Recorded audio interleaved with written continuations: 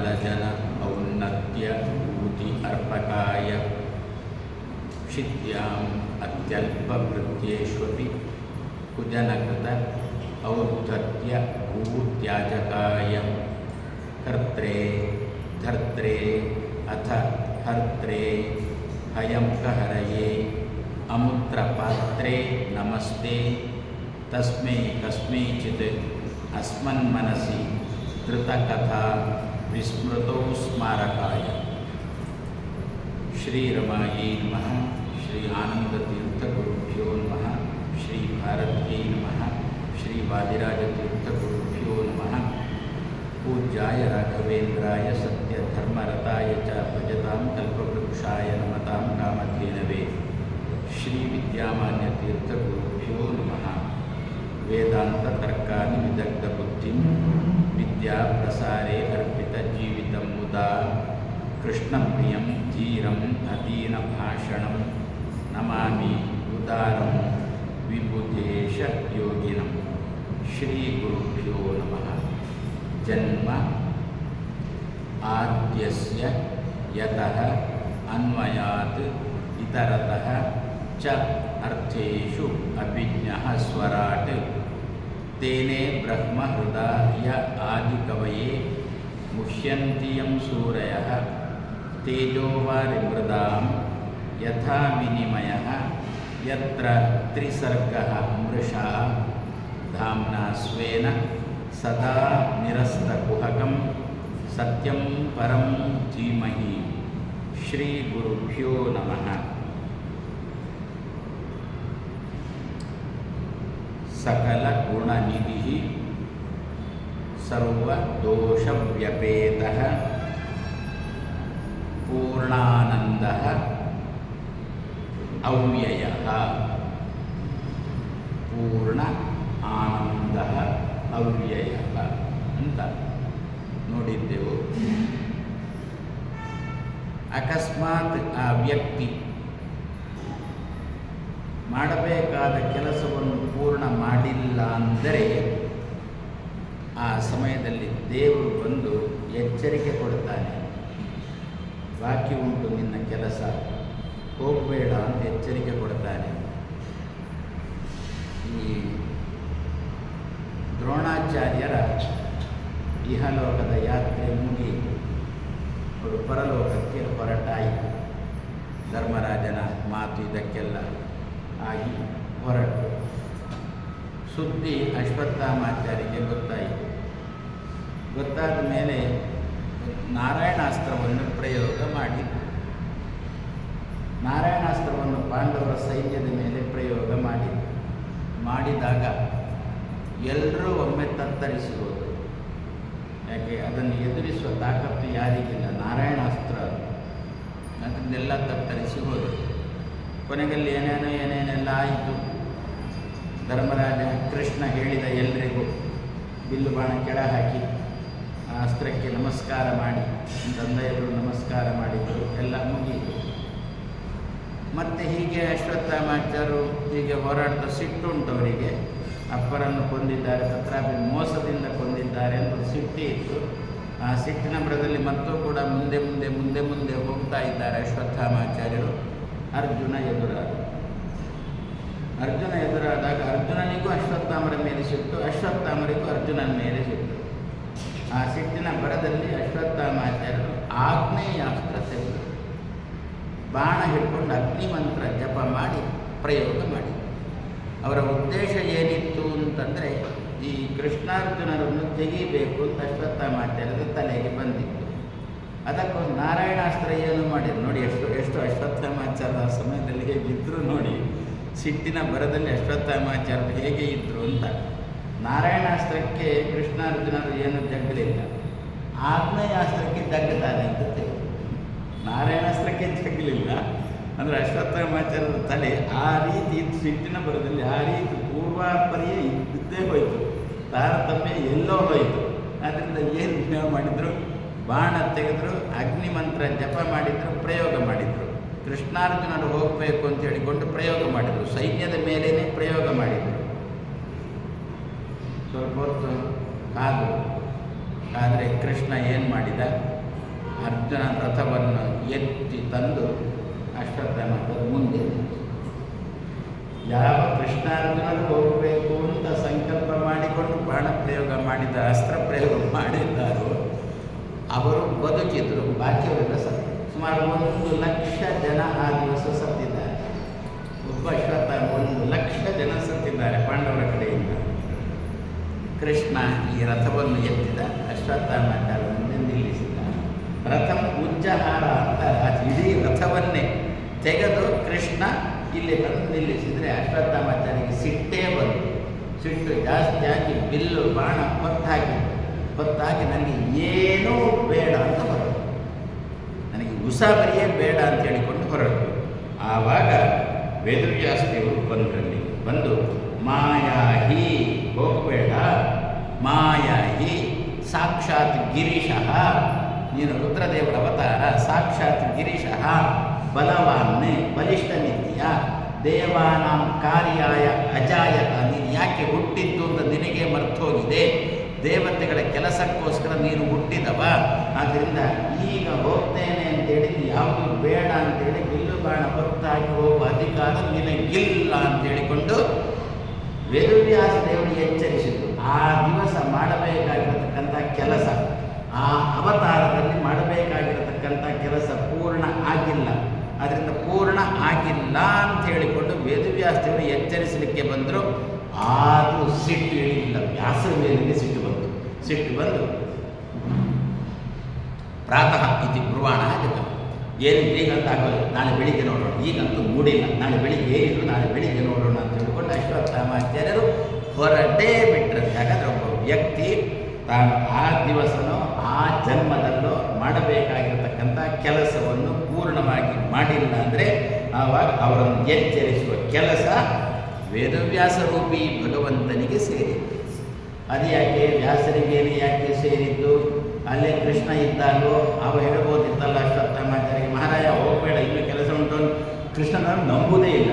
ಯಾಕೆಂದರೆ ಒಂದು ಸಂದರ್ಭದಲ್ಲಿ ಕೃಷ್ಣ ಎಲ್ಲೋ ಸಮುದ್ರದ ತೀರದಲ್ಲಿ ಸುಮ್ಮನೆ ಕೂತಿರುವಾಗ ಅಶ್ವತ್ಥಾಮಾಚಾರ್ಯ ಅಲ್ಲಿಗೆ ಬಂದು ಕೃಷ್ಣನ ಹತ್ರ, ಕೃಷ್ಣ ಏನಾಚಾರ್ಯ ನೀನು ಚಕ್ರ ಎಲ್ಲಿಂಟು?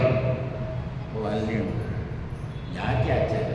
ಆ ಚಕ್ರವನ್ನು ಹಿಡ್ಕೊಂಡು ನಿನ್ನನ್ನು ಚಚ್ಚಿ ದುರ್ಯೋಧನಿಗೆ ರಾಜ್ಯ ಕೊಡಬೇಕು ಅಂತಿದ್ದೇನೆ. ಆಯುಧ ಯಾರದ್ದು? ಕೃಷ್ಣನದ್ದೇ. ಚಚ್ಚುವುದು ಯಾರದ್ದು? ಕೃಷ್ಣನನ್ನೇ. ಪ್ರಾಯ ಅಶ್ವತ್ಥಾಮಾಚಾರ್ಯರಿಗೆ ಅಷ್ಟು ಗೊತ್ತಿತ್ತು ಕಾಣುತ್ತೆ, ಬೇರೆ ಅದಕ್ಕೆ ಜಗ್ಗೋಲ್ಲ ಅಂತ ಹೇಳ್ಬೋದು. ಅದಕ್ಕೆ ಕೃಷ್ಣನ ಆಗೋದಕ್ಕಾದರೂ ಜಗತ್ತನ್ನು ನೋಡಿಕೊಂಡು ಕೃಷ್ಣನ ಚಕ್ರ ಆಯುಧ ಹಿಡ್ಕೊಂಡು ಕೃಷ್ಣನನ್ನು ಚಚ್ಚಿ ಪಾಂಡವರಿಗೆ ದುರ್ಯೋಧನಿಗೆ ರಾಜ್ಯ ಕೊಡ್ತೇನೆ ಅಂತ ಒಂದು ಸಂದರ್ಭದಲ್ಲಿ ಹೊರಟಿರತಕ್ಕಂಥವ್ರು. ಆಗಿರುವಾಗ ಕೃಷ್ಣ ಅಂತಂದರೆ ಅಶ್ವತ್ಥಾಮಾಚಾರ್ಯರಿಗೆ ಕೋಪ. ಯಾರು ಬಂದರು? ಎಲ್ರಿಗೂ ಆಗತಕ್ಕಂಥ ಆಚಾರ ಅಂತಂದರೆ ವೇದವ್ಯಾಸ. ಎಲ್ಲ ಮತಾಚಾರ್ಯರಿಗೂ ಆಗತಕ್ಕಂತಹ ಆಚಾರಗಳು ಅಂತಂದರೆ ವೇದವ್ಯಾಸರು. ಆದರೂ ಒಬ್ಬರ ಆಚಾರ ವೇದವ್ಯಾಸರ ಮೇಲೆ ಜಗಳಕ್ಕೆ ಬಂದಿರುತ್ತೆ. ಒಬ್ಬ ಜಗಳಕ್ಕೇನೆ ಬಂದಂತೆ ಅವನು ತಾರ್ಕಿಕ ಅಂತ ಕರೀತಾರೆ. ಲಾಜಿಕ್ನವರು, ತಾರ್ಕಿಕರು, ವೈಯಾಕರರು ಅಂತೆಲ್ಲ ಇರ್ತಾರಲ್ಲ, ತಾರ್ಕಿಕ ಅಂತ ಅವನನ್ನು ಕರೀತಾರೆ. ಅವನದ್ದು ಏನೋ ಒಂದು ಮಾತು, ಆ ಮಾತನ್ನು ವೇದವ್ಯಾಸರು ತಪ್ಪು ಅಂತ ಸೂತ್ರದಲ್ಲಿ ಅಂದುಬಿಟ್ರು, ದಾಖಲೆ ಮಾಡಿಬಿಟ್ರು. ತಪ್ಪು ಅಂತೇಳಿ ಅಂದೇ ಸಿಟ್ಟೇ ಬಂತವನಿಗೆ. ಸಿಟ್ಟು ಬಂದಾಗ ಅವ ಅಂದೇ ಬಿಟ್ಟ ಅಂತ, ಇನ್ನು ಈ ವ್ಯಾಸರನ್ನು ನೋಡುವುದೇ ಇಲ್ಲ ನಾನು ತಂದು ಬಿಟ್ಟ ಅಂತ. ಆವಾಗ ಯಾರೋ ಹೇಳಿದ್ರಂತೆ, ಕಣ್ಣಿರುವುದೇ ದೇವರನ್ನು ನೋಡಲಿಕ್ಕೆ, ದೇವರನ್ನು ನೋಡುವುದಿಲ್ಲ ಅಂತಂದರೆ ಕಣ್ಣು ಯಾಕೆ ಅಂತಂದ್ರೆ ಕಣ್ಣು ಕುರುಡನೇ ಆಗಿಬಿಟ್ಟು ತಪ್ಪಾಯಿತು ಅಂತಂದಂತೆ. ವೇದವ್ಯಾಸ ಹೇಳ್ತಾರೆ, ತಪ್ಪಾಯಿತು, ನಿಮ್ಮನ್ನು ನೋಡುವುದಿಲ್ಲ ಅಂತ ಹೇಳಿದ್ರೆ ತಪ್ಪಾಯಿತು ಅಂತಂದಂತೆ. ಏನು ಮಾಡೋದು? ನಿಮ್ಮನ್ನು ನೋಡಬೇಕು. ಏನು ಮಾಡಿದ್ರು ವೇದವ್ಯಾಸದೇವರು? ಆ ಪಾಪ ಎಷ್ಟಿತ್ತು ಅಂತಂದರೆ ಕಾಲಿನ ಮೂಲಕ ವ್ಯಾಸರ ದರ್ಶನ ಮಾಡಿಸಿದ್ರಂತೆ. ವ್ಯಾಸರು ಕಾಲಲ್ಲಿ ಕಣ್ಣು ಕೊಟ್ಟರಂತೆ ಅವನಿಗೆ. ಪಾಪ ಮಾಡಬೇಕು ಜನ. ಹಾಗಾದರೆ ದೇವರನ್ನು ನೋಡಬೇಕಾದ್ರೆ ಕಾಲು ಮುಂದಿಡಬೇಕವ. ದೇವರ ಮುಂದೆ ನಾವು ಕಾಲು ಯಾರನ್ನು ಇಟ್ಟು ಕೂತ್ಕೊಳ್ಳೋದು ಉಂಟುಂಟ, ದೇವರ ಮುಂದೆ ಕಾಲು ತೋರಿಸೋದು ಉಂಟುಂಟ. ಇವ ಮಾಡಿದ ತಪ್ಪಿಗೆ ಇವನಿಗೆ ಕಾಲಲ್ಲಿ ಕಣ್ಣು ಕೊಟ್ಟು ವೇದವ್ಯಾಸರು ತನ್ನ ದರ್ಶನ ಅಂದಿನಿಂದ ಇವನಿಗೆ ಅಕ್ಷಪಾದ ಅಂತ ತಾರ್ಕಿಕರನ್ನು ಅಕ್ಷಪಾದ ಎನ್ನತಕ್ಕಂಥ ಶಬ್ದದಿಂದ ಕರೀತಾರೆ. ಹಾಗಾದರೆ ಎಲ್ಲರಿಗೂ ಸಮ್ಮತವಾಗಿರತಕ್ಕಂಥವ್ರು ವ್ಯಾಸರು. ಆ ವ್ಯಾಸರು ಬಂದು ಹೇಳಿದರು, ಮಹಾರಾಯ ಹೋಗಬೇಡ ಅಂತೇಳಿ, ಕರ್ಮ ಉಂಟು ನಿಮಗೆ. ಮತ್ತೊಂದು ವ್ಯಾಸರೇ ಯಾಕೆ ಬಂದರು ಅಂತಂದರೆ, ಯಾವಾಗಲೂ ನಮಗೆ ದೇವರ ಜ್ಞಾನ ಬರಬೇಕಾದ್ರೆ ಓದುವುದು ಆದರೆ ಓದಿದ್ದು ತಲೆ ಹತ್ತಬೇಕು ಅಂತಾದರೆ ಜಪ ಮಾಡಬೇಕು, ಸಂಧ್ಯಾವಂದನೆ ಮಾಡಬೇಕು, ಸ್ನಾನ ಮಾಡಬೇಕು.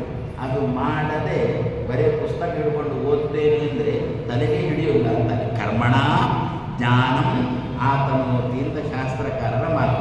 ಹಾಗಾದರೆ ಅಶ್ವತ್ಥಾಮಾಚಾರ್ಯರಿಗೆ ತನ್ನ ಜ್ಞಾನ ಬರಬೇಕು, ಅಶ್ವತ್ಥಾಮಾಚಾರ್ಯರಿಗೆ ವೇದವ್ಯಾಸದೇವರ ಜ್ಞಾನ ಬರಬೇಕು, ಭಗವಂತನ ಜ್ಞಾನ ಬರಬೇಕು. ಅಶ್ವತ್ಥಾಮಾಚಾರ್ಯರಿಗೆ ಬರಬೇಕಾದರೆ ಅವರು ತನ್ನ ಕರ್ಮಗಳನ್ನು ಪೂರ್ಣ ಮಾಡಬೇಕು. ಅದಕ್ಕೋಸ್ಕರ ಯಾರು ಬರಬೇಕು? ವ್ಯಾಸ. ಆದ್ದರಿಂದ ವೇದವ್ಯಾಸದೇವರಿಗೆ ಬಂದು ಅಶ್ವತ್ಥಾಮಾಚಾರ್ಯ ಹತ್ರ ನಿನ್ನ ಕರ್ಮ ಮುಗಿಯಲಿಲ್ಲ, ನಿನ್ನ ಕರ್ಮ ಇನ್ನೂ ಬಾಕಿ ಉಂಟು ಅಂತ ಹೇಳಿಕೊಂಡು ಅವನಿಂದ ಮಾಡಬೇಕಾದ ಕರ್ಮಗಳನ್ನೆಲ್ಲ ಮಾಡಿಸಿ ಆಮೇಲೆ ಅವನಿಗೆ ತನ್ನ ಜ್ಞಾನವನ್ನು ಕೊಟ್ಟು. ಹೀಗೆ ಹೇಳ್ತಾ ಹೋದ್ರೆ ಎಲ್ಲಿ ತನಕ ಹೋಗುತ್ತೆ ಗೊತ್ತಾ? ಸಮರ್ಪ್ಯ ಕೃತ್ಯಾನಿ ಕೃತೀಕೃತಾನಿ ವ್ಯಾಸಾಯ ಭೂಮ್ನೆ ಸುಕೃತಾನಿ ತಾವತ್. ಮಧ್ವೈದ್ಯದಲ್ಲಿ ಒಂದು ಮಾತು ಬರುತ್ತೆ, ನಾರಾಯಣ ಪಂಡಿತ ಒಂದು ಮಾತು ಹೇಳ್ತಾರೆ. ಏನು ಅಂದರೆ ಇವನನ್ನು ಹಿಡಿಂಬಾಸುರನ್ನು ಸಂಹಾರ ಮಾಡಿ ಆಯಿತು. ಸಂಹಾರ ಮಾಡಿಕೊಂಡು ಭೀಮಸೇನ ಪಾಂಡವರನ್ನು ಕಟ್ಟಿಕೊಂಡು ಹೋಗ್ತಾ ಇದ್ದಾನೆ. ಹಿಂದಿನಿಂದ ಹಿಡಿಂಬಿ ಬರ್ತಾ ಇದ್ದಾಳೆ, ಲಗ್ನಾಗು ಅಂತೇಳಿ ಹಿಂದಿನಿಂದ ಬರ್ತಾ ಇದ್ದಾಳೆ. ಅಷ್ಟೊತ್ತಿಗೆ ವೇದವ್ಯಾಸರು ಎದುರು ಬಂದರು. ವೇದವ್ಯಾಸರು ಎದುರು ಬಂದಾಗ ಭೀಮಸೇನ ಏನು ಮಾಡಿದ?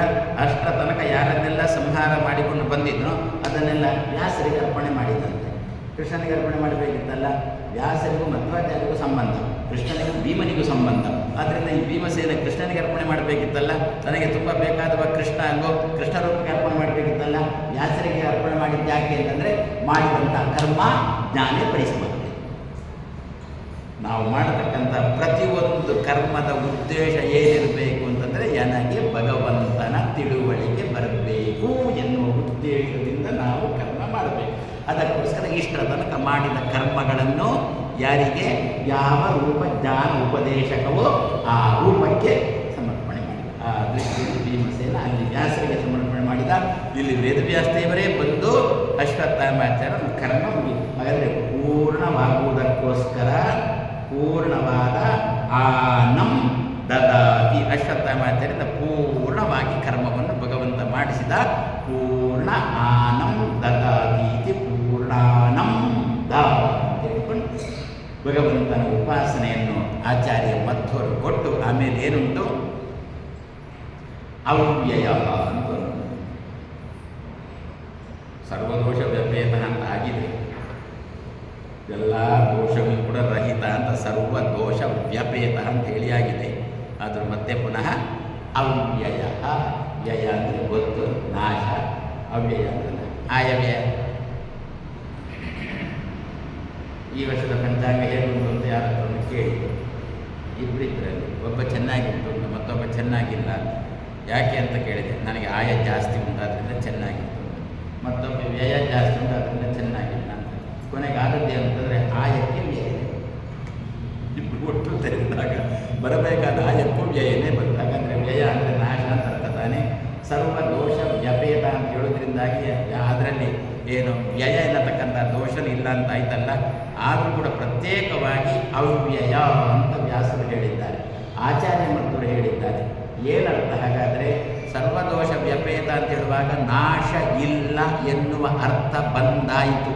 ಹಾಗಾದರೆ ಮತ್ತೆ ಅವ್ಯಯ ಶಬ್ದಕ್ಕೆ ಏನರ್ಥ ಅಂದರೆ ಅವಿ ಅಯ ಅವ್ಯಯ. ಅವಿ ಅಯ ಏನು ಸಂಧಿ? ಎಣ್ ಸಂಧಿ. ಅವಿ ಕೂಡಿಸು ಅಯ, ಈ ಮತ್ತೆ ಆ. ಅವಿ ಕೂಡಿಸು ಅಯ ಅವ್ಯಯ, ಎಣ್ ಸಂಧಿ. ಏನು?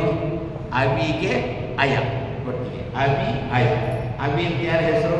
ಒಂದೊಂದು ಅವಿ ಅಂತ ಬಿಟ್ಟರೆ ಉಣ್ಣೆ, ಉಣ್ಣೆಯನ್ನು ಕೊಡತಕ್ಕಂಥ ಪ್ರಾಣಿ ಉಂಟಲ್ಲ, ಅದನ್ನು ಅವಿ ಅಂತ ಕರೀತೇವೆ ನಾವು. ಇನ್ನೊಂದು ಅವಿ ಅಂತ ಯಾರಿಗೆ ಹೆಸರು ಗೊತ್ತಾ? ಯಾರಿಂದ ನಮ್ಮ ಅವನ ಆಗುತ್ತೋ ಅವನನ್ನು ಅವಿ ಎನ್ನುವ ಶಬ್ದದಿಂದ ಕರೆದು. ಅವನ ಶಬ್ದಕ್ಕೆ ರಕ್ಷಣೆ ಅಂತ ಅರ್ಥ. ಯಾರಿಂದ ನಮ್ಮ ರಕ್ಷಣೆ ಆಗುತ್ತೋ ಅವನನ್ನು ಅವಿ ಅಂತ ಕರೆದು. ಯಾರಿಂದ ಆಗೋದು? ಗ್ರಹಚಾರ. ಮತ್ತೆ ಯಾರಿಂದ? ಸೂರ್ಯನಿಂದ. ನಮ್ಮ ರಕ್ಷಣೆ ಸೂರ್ಯನಿಂದ ಇದ್ದಾನೆ. ಹಗಲಾಯಿತು ಅಂತಂದು ಬಿಟ್ಟು ಆರಾಮದಲ್ಲಿರ್ತೇವೆ, ರಾತ್ರಿ ಅಂತಂದು ಬಿಟ್ಟರೆ ಸಮಸ್ಯೆ ಶುರುವಾಯಿತು. ಹಾಗಾದರೆ ಅವಿ ಅಂದರೆ ಸೂರ್ಯ, ಅಯ ಅಂತಂದು ಬಿಟ್ಟರೆ ತಿಳುವಳಿಕೆ.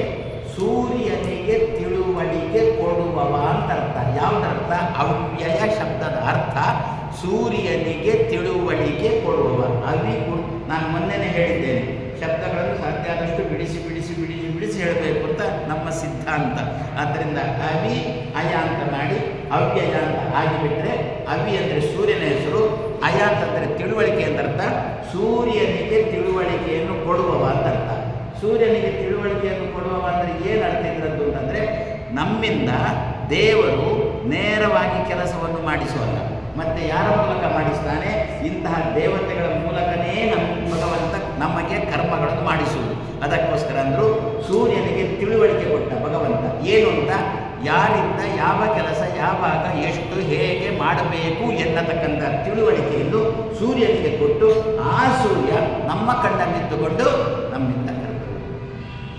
ಏನು ಕೆಲಸ ಮಾಡಬೇಕಾದರೂ ಕೂಡ ಮೊದಲು ಕಣ್ಣು ಬೇಕಲ್ಲ. ಕಣ್ಣೇ ಇಲ್ಲ ಅಂದರೆ ಏನು ಮಾಡ್ತಾರೆ ಇವಾಗ? ಆದ್ದರಿಂದ ಕಣ್ಣಿಗೆ ಏನು ಹೆಸರು? ನಯನ ಅಂತ ಹೆಸರು. ಯಾಕೆ? ನಮ್ಮನ್ನು ನಯನ ಕರ್ಕೊಂಡು ಹೋಗುತ್ತೆ, ಆದ್ದರಿಂದ ಕಣ್ಣಿಗೆ ನಯನ ಅಂತ ಹೆಸರು. ಹಾಗಾದರೆ ಕಣ್ಣು ಚೆನ್ನಾಗಿತ್ತು ಅಂತಂದರೆ ನಮ್ಮ ಕೆಲಸಗಳನ್ನು ನಾವೇ ಮಾಡಿಕೊಳ್ಳಿಕ್ಕೆ ಆಗುತ್ತೆ. ಹಾಗಾದರೆ ನಮ್ಮ ಕೆಲಸಗಳನ್ನು ನಾವೇ ಮಾಡಿಕೊಡಬೇಕು ಅಂತಾದರೆ ಯಾವ ಕೆಲಸವನ್ನು ಇವು ಯಾವಾಗ ಮಾಡಬೇಕು ಎನ್ನುವುದನ್ನು ಸೂರ್ಯ ನಮ್ಮ ಕಣ್ಣಲ್ಲಿ ಇದ್ದುಕೊಂಡು ನಮಗೆ ಪ್ರೇರಣೆ ಮಾಡಬೇಕು. ಈ ಕೆಲಸ ಈವಾಗ ಇಷ್ಟು ಮಾಡು ಸಾಕು ಅಂತೇಳಿ ಪ್ರೇರಣೆ ಮಾಡಬೇಕು. ಅವ ಪ್ರೇರಣೆ ಮಾಡಬೇಕಾದ್ರೆ ಅವನಿಗೆ ಯಾರು ತಿಳಿ ಹೇಳಬೇಕು? ಭಗವಂತ ತಿಳಿ ಹೇಳಬೇಕು. ಹಾಗಾದರೆ ಇದೇ ಏನು ಭಾಗವತ ಓದುವುದೇ ಒಂದು ಕರ್ಮ ಅಂತ ಇಟ್ಟುಕೊಳ್ಳೋಣ. ಸ್ವಾಮಿ, ಅದು ಕರ್ಮನೋ ಅದು ಜ್ಞಾನನೋ ಅಂತ ಯಾರು ಕೇಳಿದರು? ಈ ಜನ್ಮದಲ್ಲಿ ಅಂತೂ ಕರ್ಮನೇ. ಯಾಕೆ ಹೇಳೋದು? ಅರ್ಥ ಆಗುವುದಿಲ್ಲ, ಮುಂದೆ ಕರ್ಮ. ಅರ್ಥ ಆಗಿಕೊಂಡು ನಾವೇನಾದರೂ ಓದುವುದಾದರೆ ಆವಾಗ ಜ್ಞಾನ ಸಂಪಾದನೆ ಅಂತ ಆಗುತ್ತೆ. ನಮಗೇನಾದರೂ ಅರ್ಥ ಆಗುತ್ತಾ ಭಾಗವತ? ಇಲ್ಲ. ಮತ್ತು ಆದರೂ ಭಾಗವತ ಓದ್ತೇವೆ. ಯಾಕೆ ಓದ್ತೇವೆ? ಮುಟ್ಟಿದ್ದೆಲ್ಲ ಮಣ್ಣಾಗ್ತಾ ಉಂಟು. ನಮಗೇನಾಗಬೇಕು? ಮುಟ್ಟಿದ್ದೆಲ್ಲ ಚಿನ್ನ ಆಗಬೇಕು. ಅದಕ್ಕೋಸ್ಕರ ಆದರೆ ನಮ್ಮ ಭಾಗವತ ಓದುವುದಂದರೆ ಏನರ್ಥ? ಮುಖದ ವ್ಯಾಪಾರ.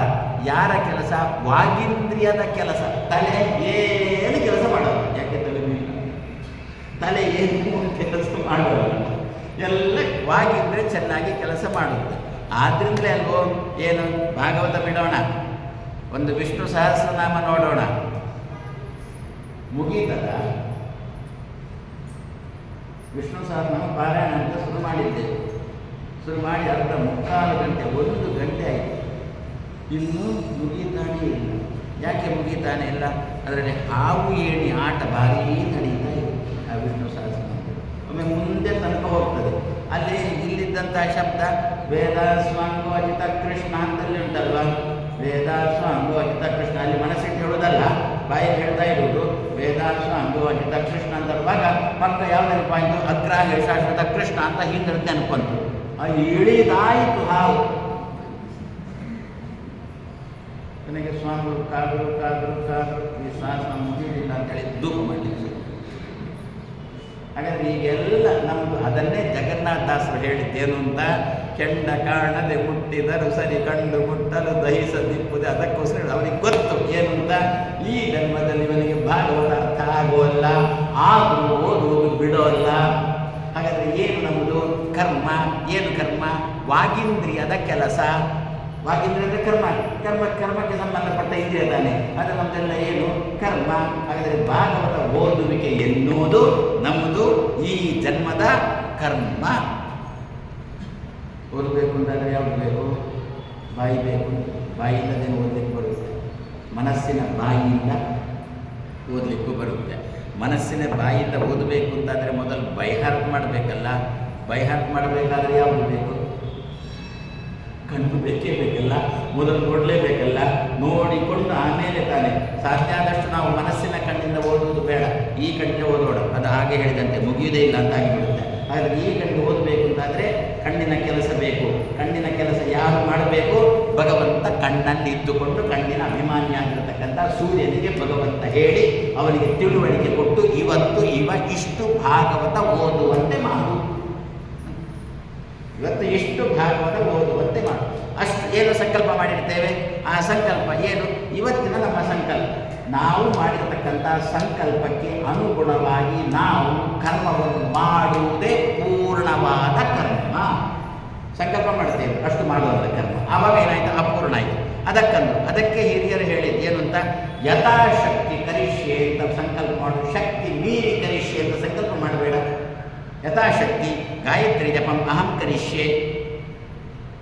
ಅಲ್ಲ ಸ್ವಾಮಿ, ಏನು ಇವತ್ತು 5 10ಕ್ಕಿಂತ ಕಮ್ಮಿ ಕೊಡು, ಇವತ್ತು 5, ಇವತ್ತು 2, ಇವತ್ತು 1, 10ಕ್ಕಿಂತ ಕಮ್ಮಿ ಕೊಡು, ಜಾಸ್ತಿ ಯಥಾಶಕ್ತಿ, ಇನ್ನು ಶಕ್ತಿಗೆ ಅನುಗುಣವಾಗಿ ಅಲ್ವೋ. ಹಾಗಾದರೆ ಏನಂತ, ಸಂಕಲ್ಪ ಮಾಡಿಕೊಂಡು ಆ ಸಂಕಲ್ಪವನ್ನು ಪೂರ್ಣ ಮಾಡದೆ ನಾವು ಅರ್ಥದಲ್ಲೇ ಕೆಲಸ ನಿಲ್ಲಿಸುವುದುಂಟಲ್ಲ, ಆವಾಗ ಪೂರ್ಣ ಆನ ಆಗಿಲ್ಲ ಅಂತ.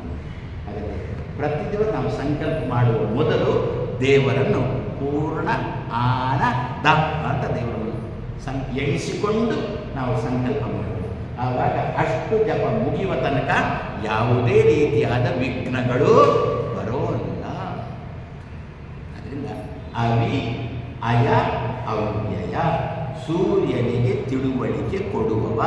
ನಮ್ಮ ಕಣ್ಣಲ್ಲಿ ಸೂರ್ಯ ಇದ್ದುಕೊಂಡು ಇವನು ಇವತ್ತು ಇಷ್ಟು ಭಾರತ ಓದಬೇಕು ಅಂತ ಓದುವಂತೆ ಮಾಡು. ಏನಾಗುತ್ತೆ, ಕಣ್ಣಿಗೆ ಸುಸ್ತಾಗುತ್ತೆ. ನಾನೀಗ ಕಣ್ಣು ಯಾಕೆ ಒಂದು ಕಣ್ಣು ಕೆಲಸ ಮಾಡುವಾಗ ಒಂದೇ ಕಣ್ಣು ಕೆಲಸ ಮಾಡಬೇಕು.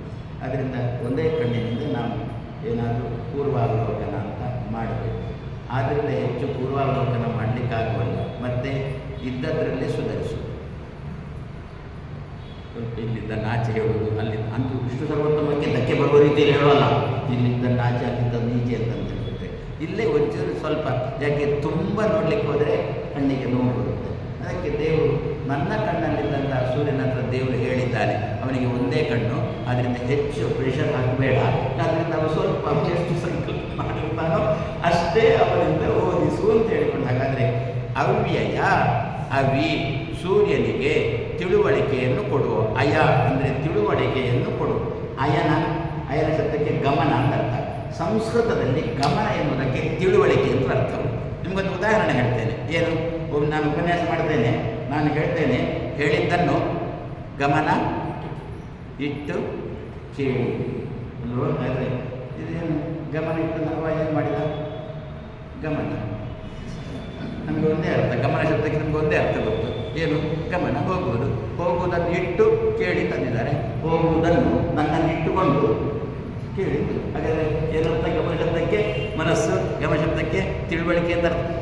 ಸಂಸ್ಕೃತದಲ್ಲಿ ಏನೆಲ್ಲ ಉಂಟೋ ಅದೆಲ್ಲ ಒಂದಲ್ಲ ಒಂದು ಸಂದರ್ಭದಲ್ಲಿ ನಮ್ಮ ದೈನಂದಿನ ಜೀವನದಲ್ಲಿ ಉಂಟೇ ಉಂಟು. ಅದರಿಂದ ಸಂಸ್ಕೃತದಲ್ಲಿ ಹೊಸ್ತು ಅಂತ ಯಾವುದನ್ನು ಭಾವಿಸಬೇಡಿ. ಎಲ್ಲ ಅಳತೆ ನಮಗೆ ಮರ್ತೋಗಿರುತ್ತೆ, ಅದನ್ನು ನೆನಪಿಸ್ಕೊಂಡು ಹೋಗ್ಬೇಕಷ್ಟೇ. ಆದ್ದರಿಂದ ಗಮನ ಕೊಟ್ಟು ಕೇಳಿ ಅಂತ ಬಿಟ್ಟರೆ ತಿಳುವಳಿಕೆ ಅಂತ ಅರ್ಥ ತಾನೆ. ಗಮನ ಶಬ್ದಕ್ಕೆ ತಿಳುವಳಿಕೆ ಅಂತ ಅರ್ಥ ಉಂಟಲ್ಲ. ಸೂರ್ಯನಿಗೆ ತಿಳುವಳಿಕೆಯನ್ನು ಕೊಡುವವನೇ ಅವ್ಯಯ.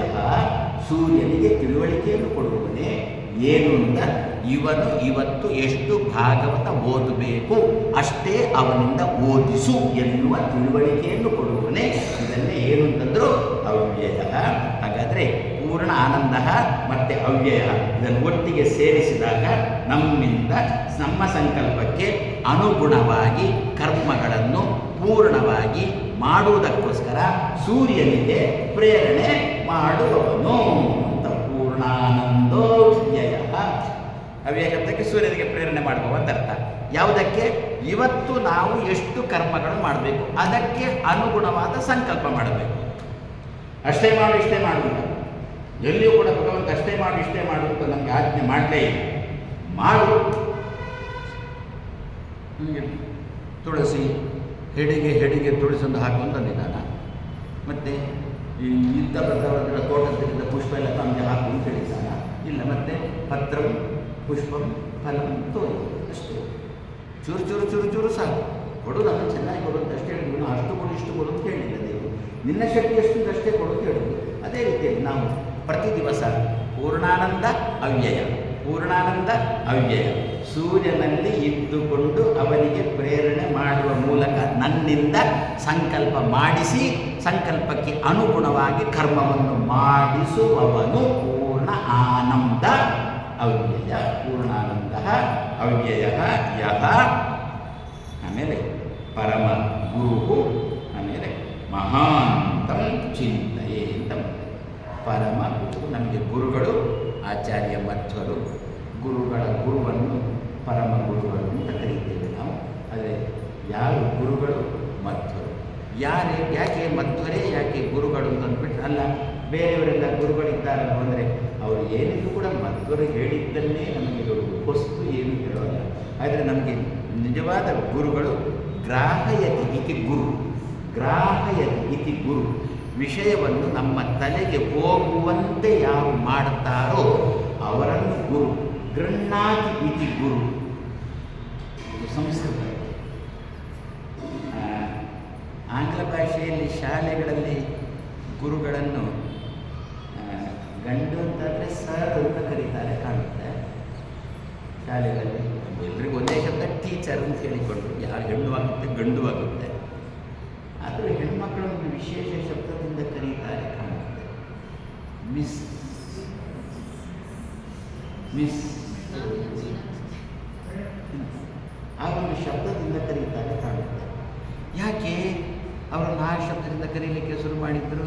ಮತ್ತೇನಿಲ್ಲ, ಶಾಲೆ 3 ಗಂಟೆಗೆ ಬಿಡುವುದಾದರೆ ಮಕ್ಕಳಿಗೆ ಏನಾದರೂ ಡೌಟ್ಸ್ ಇದ್ದರೆ ಅದನ್ನು ಕೇಳಲಿಕ್ಕೆ ಅಂತ ಟೀಚರ್ ಸ್ಟಾಫ್ ರೂಮಿಗೆ ಬಂದರೆ ಟೀಚರಲ್ಲಿ ಮಿಸ್.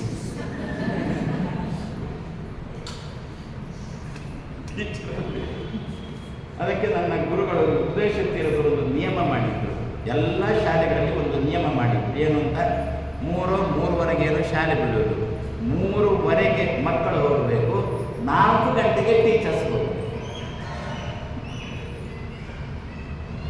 ಅಂದಿನಿಂದ ನಮ್ಮ ಪೂರ್ಣ ಪ್ರಜ್ಞದ ಟೀಚರ್ಗಳೆಲ್ಲ ಮಿಸ್ ಎನ್ನುವ ಶಬ್ದವನ್ನು ಕಳಚಿತ್ತು. ಯಾಕೆ ಎಷ್ಟೊತ್ತಿಗೆ ಮಕ್ಕಳು ಬಂದರೂ ಕೂಡ ನಮ್ಮ ಟೀಚರ್ಸ್ ಸಿಗ್ತಾ ಇದ್ರು. ಹಾಗಾದರೆ ನಿಮ್ಮ ಮಿಸ್ ಕಾಲ್ನಂತೆ ನಮ್ಮ ಟೀಚರ್ಸ್ ಮಿಸ್ ಆಗಬಾರದು ಅದೊಂದು ಶಬ್ದ ಬಂದಿದೆ ಅಲ್ವೋ. ಹಾಗಾದರೆ ಯಾಕೆ ಸ್ಟೂಡೆಂಟ್ಸ್ ವಿದ್ಯಾರ್ಥಿಗಳು ಸಂಶಯ ಹಿಡ್ಕೊಂಡು ಬಂದಾಗ ಇವರು ಮಿಸ್ ಆಗಬಾರದು. ಹಾಗಾದರೆ ಮಿಸ್ಲೆಸ್ ಟೀಚರ್ ಅಂತ ಕರಿಬೇಕಿತ್ತಲ್ವೋ ಅಂತ ಯಾರೋ ಹೇಳಿದರು. ಇಲ್ಲ, ನಾವು ಅಮಂಗಳವಾರವನ್ನು ಮಂಗಳವಾರ ಅಂತ ಕರೆಯುವುದಿಲ್ವ? ಅದೇ ರೀತಿಯಲ್ಲಿ ಇದು ಕೂಡ ಮಿಸ್ಲೆಸ್ ಟೀಚರನ್ನು ಮಿಸ್ ಎನ್ನತಕ್ಕಂಥ ಶಬ್ದದಿಂದಲೇ ಕರೀತಾರೆ. ಹಾಗಾದರೆ ಗೃಹ್ಣಾತಿ ಇತಿ ಗುರು. ಗೃಹ್ಣಾತಿ ಎಷ್ಟೊತ್ತಿಗೆ ವಿದ್ಯಾರ್ಥಿ ಬಂದರೂ ಕೂಡ ನಮ್ಮ ವಿದ್ಯಾಮಾನ್ಯರನ್ನೇ ಹಾಗೆ ಗುರು ಅವರು. ನಾವು ಎಷ್ಟೊತ್ತಿಗೆ ಹೋಗಿ ನಾವು 4 ಜನ ಅದೇ ಶಿಷ್ಯರು, ಚತುರಾಮನಾಯ ಪೀಠ 4 ಜನ ಶಿಷ್ಯರು ನಾವು ವಿದ್ಯಾಮಾನ್ಯರಿಗೆ. ನಾವು ವಿದ್ಯಾಧೀಶರು, ಸುಗುಣೇಂದ್ರರು, ವಿದ್ಯೇಶರು, 4 ಜನ ಶಿಷ್ಯರು. 4 ಜನ ನಾವು ಒತ್ತಟ್ಟಿಗೆ ಕೂತ್ಕೊಂಡು ನಮ್ಮಷ್ಟಕ್ಕೊಮ್ಮೆ ನಾವೇ ನಮ್ಮ ವಿಚಾರ ಮಾಡುವುದು ಅಂತ ಉಂಟು. 4 ಜನ ಕೂತು ವಿಮರ್ಶೆ ಮಾಡುವುದುಂಟು, ಒಬ್ಬೊಬ್ಬರೇ ಕೂತು ವಿಮರ್ಶೆ ಮಾಡುವುದು ಅಂತ ಉಂಟು. ಹಾಗೆ ಒಬ್ಬೊಬ್ಬರೇ ಕೂತು ವಿಮರ್ಶೆ ಮಾಡುವಾಗ ಒಬ್ಬೊಬ್ಬರದ್ದು ಒಂದೊಂದು ಸಬ್ಜೆಕ್ಟ್ ಇರ್ತದೆ ವಿಮರ್ಶೆ ಮಾಡುವಾಗ.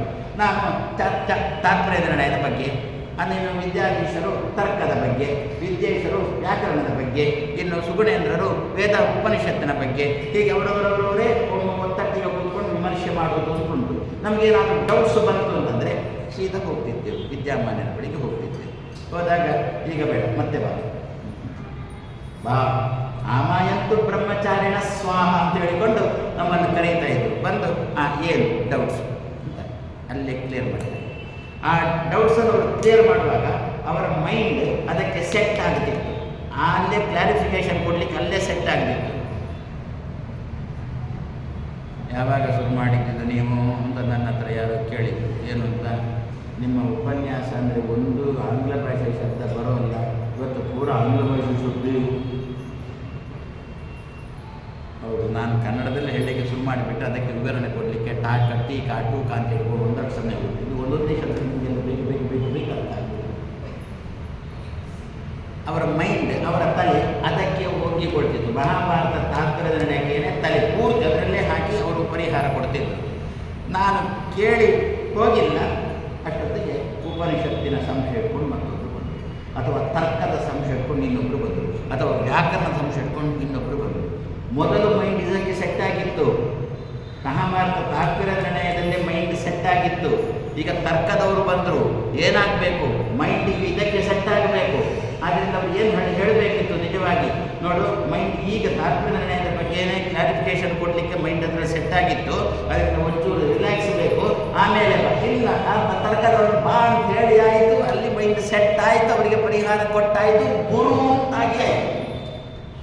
ಗೃಹ್ಣಾತಿ ಎಷ್ಟೊತ್ತಿಗೆ ಶಿಷ್ಯರು ಸಂಶಯ ಹಿಡ್ಕೊಂಡು ಬಂದರೂ ಕೂಡ ಈಗ ಬೇಡ ಮತ್ತೆ ಬಾ ಅನ್ನತಕ್ಕಂಥ ಹೇಳುವ ಪ್ರಸಂಗ ಅವರಲ್ಲಿರಲಿಲ್ಲ. ಆದ್ದರಿಂದಲೇ ಆಗಿನ ಕಾಲದವರು ಏನಾದರೂ ಶ್ರೀಪಾದರಾಜರು ಅಂತ ಎಲ್ಲ ಶ್ರೀಪಾದರುಗಳಿಗೆ ಕೂಡ ಗುರುವಿನಂತಿದ್ದುಕೊಂಡು ಶ್ರೀಪಾದರಾಜರಾಗಿ ಬಿಟ್ಟರು. ಆದ್ದರಿಂದ ಗುರು ಶಬ್ದದ ಅರ್ಥ ಗೃಹ್ಣಾತಿ, ಎಷ್ಟೊತ್ತಿಗೆ ಬಂದರೂ ಕೂಡ ಶಿಷ್ಯನನ್ನು ಸ್ವೀಕಾರ ಮಾಡಬೇಕು. ಅವನಿಗೇನು ಸಂಶಯ ಉಂಟು ಸಂಶಯಕ್ಕೆ ಪರಿಹಾರ ಕೊಟ್ಟು ಅವನಿಗೆ ಮನದಟ್ಟಾಗುವಂತೆ ಗ್ರಾಹ್ಯತೆ, ಅವನಿಗೆ ಮನದಟ್ಟಾಗುವಂತೆ ಮಾಡ್ತಾರೆ ಯಾರೋ ಅವರನ್ನೇ ಗುರು ಎನ್ನುವ ಶಬ್ದದಿಂದ ಕರೆದರು. ಆ ತಾಕತ್ತಿರುವುದಿದ್ದರೆ ಆಚಾರ್ಯ 21 ಜನ ಆಚಾರ್ಯರ ಮಧ್ವರನ್ನು ಸೇರಿಸಿ 22 ಜನನ 22 ಜನರಲ್ಲಿ ಒಂದು ವಿಷಯವನ್ನು ಕೊಟ್ಟು ಅದು ಹೌದು ಅಂತ ಹೇಳಿಕೊಂಡು ಅವನಿಗೆ ಮನವರಿಕೆ ಆಗುವಂತೆ ಮಾಡುವ ತಾಕತ್ತಿರುವ ಗುರು ಅಂತಂದರೆ ಒಬ್ಬರೇ ಒಬ್ಬರು, ಅದೇ ಅಂತೆ ಸಿದ್ಧಸ್ತು ಸಿದ್ಧಾಂತ ಮಧ್ವಸ್ಯ ಆಗಮ ಏವ ಹೀ ಹೇಳಿಕೊಂಡು ಅದು ಮಧ್ವ. ಆದ್ದರಿಂದ ಗುರು ಅಂತಂದರೆ ಏನು? ಉಪನ್ಯಾಸ ಮಾಡುವುದು ದೊಡ್ಡದಲ್ಲ, ಉಪನ್ಯಾಸ ಕೇಳುವವರಿಗೆ ಹೌದು ಹೌದು ಹೌದು ಅಂತ ತೋರಬೇಕು. ಇದು ಉಪನ್ಯಾಸ ನೀನೇ ನಾನು ನಾನೇ ನೀನು ಅಂತ ಉಪನ್ಯಾಸಗಳು, ನಾನು ನೀನು ನೀನೇ ನಾನು ಅಂತ ಅಂದರೆ ಒಂದು ಕಡೆ ಹೀಗೆ ಉಪನ್ಯಾಸ ಮಾಡ್ತಿದ್ದರಂತೆ ಪೂರ್ವಾಚಾರ್ಯರು, ಪೂರ್ವ ದೇವತೆಗಳು. ಅದರ ಬೇರೆಯೇ ಅದವರಿಗೆ ಖುಷಿ ಆಗ್ತದೆ. ಅದರಿಂದ ಪೂರ್ವ ದೇವತೆಗಳು ಅಂತ ಅವರನ್ನು ಕರೆಯೋಣ. ಮಧ್ವರು ಬರುವುದಕ್ಕಿಂತ ಮೊದಲಿದ್ದ ಆಚಾರ್ಯರೆಲ್ಲ ಪೂರ್ವ ದೇವತೆಗಳು ಅಥವಾ ದೇವಾನಾಂ ಪ್ರಿಯ. ನಿಮಗೂ ಕೂಡ ಖುಷಿ ಆಯಿತು ಆ ಶಬ್ದವನ್ನು ಕೇಳುವಾಗ. ಸ್ವಾಮಿಗಳವರನ್ನು ದೇವತೆಗಳು ತಂದರು, ಸ್ವಾಮಿಗಳವರನ್ನು ಪೂರ್ವ ದೇವತೆಗಳು ತಂದರು. ಅದರ ಅರ್ಥ ಬೇರೆ. ಅದರ ಅರ್ಥ ಏನಂತ ಇದು ಶಬ್ದ ಮಾತ್ರ ಹಗಲಿನಂತೆ ಅರ್ಥ ಆಗಿ ಪೂರ್ವದೇವ ಅಂತ ಹೇಳಿದ್ರೆ ದೇವಾನಾಂ ಪ್ರಿಯ ಅಂತಂದರೆ ಮೂರ್ಖನಿಗೆ ಹೆಸರು. ಅವರು ಹೇಳ್ತಾರಲ್ಲ ನಾನೇ ದೇವರು ಉಪನ್ಯಾಸ ಮಾಡಿದರು. ಕೂತವರಿಗೆ ಸಿಟ್ಟು ಬಂದು ಕೇಳಿಬಿಟ್ಟ ಅಂತ, ನೀವು ಮಾತ್ರ ದೇವರ ಅಂತಂದ್ರೆ ನೀನು ದೇವರು, ಯಾರಿಗೂ ಬೇಡ ಬೇಡ ಅಂತ ನೀನು ದೇವರು, ನೀನು ಒಂದು ದೇವರು ನಾನು. ಕೊನೆಗೆ ಆದದ್ದೇನು? ಇವನು ದೇವರಾದದ್ದಲ್ಲ, ಅವನು ದೇವರಾದದ್ದಲ್ಲ. ಇವನು ಒಂದು ದೆವ್ವ ಆದದ್ದು, ಅವನು ಒಂದು ದೈವ ಆದದ್ದಲ್ಲ. ಇವನೊಂದು ದೆವ್ವ ಆದದ್ದು, ಅವನಿಗೊಂದು ದೆವ್ವ. ಹಾಗಾದರೆ ಶಿಷ್ಯರಿಗೆ ಶ್ರೋತೃಗಳಿಗೆ ಮನದಟ್ಟಾಗುವಂತೆ ಹೇಳುವ ತಾಕತ್ತಿರುವುದು. ಇದೀಗ ನಾನೊಬ್ಬ ಮಾಧ್ವನಾಗಿ ಹೇಳ್ತಾ ಇದ್ದಲ್ಲ, ಹೇಳಿದ್ಮೇಲೆ ಮಾಧ್ವನಾಗಿ ತ್ರಿವಿಕ್ರಮ ಪಂಡಿತಾಚಾರ್ಯರಾಗಲಿ ಅಚ್ಯುತ ಪ್ರೇಕ್ಷರಾಗಲಿ ಇವರಿಬ್ಬರೂ ಕೂಡ ಮಾಧ್ವರಾದದ್ದಕ್ಕೆ ಮಧ್ವರ ಸಿದ್ಧಾಂತ ಓದಿದ್ದಲ್ಲ, ಓದಿ ಮಾಧ್ವರಾದ. ಆದ್ದರಿಂದ ಇವರನ್ನು ಮಧ್ವರನ್ನು ಏನು ಅಂತ ಕರಿಬೇಕು? ನಾವು ಗುರುಗಳು ಗುರುಗಳು ಗುರುಗಳು ಅಂತ ಕರಿಬೇಕು. ಮಧ್ವರು ಮಾತ್ರ ಒಪ್ಪಿಕೊಳ್ಳಿಕ್ಕೆ ತಯಾರಿಲ್ಲ. ಅವರೇನಂದ್ರು ಹರಿದೇವ ಪರಹ ಹರಿದೇವ ಗುರು ಅಂತ ಹೇಳಿಕೊಂಡು ಮಧ್ವರು ಭಗವಂತನಿಗೆ ದಾಟಿಸಿಬಿಟ್ರು. ಆದ್ದರಿಂದ ದೇವರು ನಮಗೇನಾದ? ಪರಮ ಗುರು. ಇಂತಹ ಪರಮ ಗುರುವಾಗಿರತಕ್ಕಂತಹ ಭಗವಂತನನ್ನು ಚಿಂತೆಯೇ ಧ್ಯಾನ ಮಾಡ್ತೇನೆ. ಕೊನೆಯ ಒಂದು ಶಬ್ದ ಆಚಾರ್ಯರೊಬ್ಬರು ಪ್ರಯೋಗ ಮಾಡಿದ ಒಂದು ಶಬ್ದ ಕೊನೆಯದ್ದು ಪರಮ ಗುರು ಪೂರ್ಣಾನಂದ ಅವ್ಯಯ ಯಹ ಗುರುರಪಿ ಪರಮಃ ಚಿಂತೆಯೇ ತಂ ಮಹಾಂತಂ ಅಂತ ಮಧ್ವರ ಶ್ಲೋಕದಲ್ಲಿ ಕೊನೆಗಿರುವುದು ಮಹಾಂತಂ ಅಂತ. ಏನರ್ಥ? ಮಹಾಂತಂ ದೊಡ್ಡ ಅಂತ ಅರ್ಥ. ಮಹಾಂತಂ ಶಬ್ದಕ್ಕೆ ದೊಡ್ಡ ಅಂತ ಅರ್ಥ ಇಲ್ಲ. ಇದನ್ನು ಬಿಡಿಸಿ, ಇದನ್ನು ಸ್ಪ್ಲಿಟ್ ಮಾಡಿ ಮಹಾ ಅಂತವ ಯಾರಿಂದಲೋ ಅವನನ್ನು ಮಹಾಂತ ಅಂತ ಕರೆದರು. ಅಂತ ಅಂದರೆ ನಾಶ. ಅಂತ ಶಬ್ದಕ್ಕೆ ನಾಶ ಅಂತ ಅರ್ಥ. ಇದು ಯಾವ ನಾಶ? ಮಹಾ ಅಂತ. ಮಹಾ ಅಂತ ಅಂದರೆ ಇನ್ನೊಮ್ಮೆ ಹುಟ್ಟದೆ ಇರುವಂತೆ ಇರುವ ನಾಶವೇ ಮಹಾ ಅಂತ. ಏನರ್ಥ? ಕೊನೆಯ ಸಾವು ಅಂತ. ಆದರೆ ಈಗೆಲ್ಲ ನಾವು ಸಾಯ್ತೇವಲ್ಲ, ಪುನಃ ಹುಟ್ಟಲಿಕ್ಕೆ. ಅದರಿಂದ ಈಗ ಸತ್ತದ್ದನ್ನು ಸತ್ತದ್ದು ಅಂತ ಹೇಳಲಿಕ್ಕೇ ಇಲ್ಲ. ಯಾವಾಗ ಸತ್ತರೆ ಪುನಃ ಹುಟ್ಟಲಿಕ್ಕಿಲ್ಲವೋ ಆ ಸಾವನ್ನೇ ಸಾವು ಅಂತ ಕರೀಬೇಕು. ಅದನ್ನೇ ಮಹಾ ಅಂತ ಮಹಾಂತ ಎನ್ನುವ ಶಬ್ದದಿಂದ ಕರೆದು ಅಲ್ವೋ? ಸರಿ ಉಂಟಲ್ವೋ? ನಿಮಗೊಂದು ಉದಾಹರಣೆ ಕೊಡ್ತೇನೆ. ನಮ್ಮ ಮಗ ರಾತ್ರಿ ಊಟ ಮಾಡಿ ಮಲಗಿದ್ದಾರೆ. ಮಲಗು ನಿದ್ದೆ ಮಾಡೋದು ಕಣ್ಣು ಮುಚ್ಚಿಯೇ ತಾನೆ.